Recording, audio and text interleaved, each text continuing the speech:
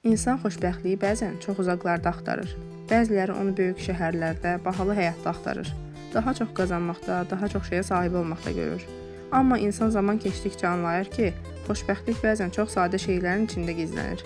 Sakit bir gün, təmiz hava, ailə ilə birlikdə keçən anlar. Həyat hər zaman asan olmur, zəhmətsiz isə heç nə olmur. Amma insan öz zəhməti ilə yaşadıkca hər şeyin qədrini daha yaxşı bilir. Bəzən az şeyin içində çox bərəkət olur. Ürəyin rahat olanda, evində səmimiyyət olanda həyat daha gözəl görünür. Bəlkə də əsl xoşbəxtlik elə sadə yaşamağı bacarmaqdadır. Siz necə düşünürsünüz? Xoşbəxtlik nədədir? Rəylərdə yazın.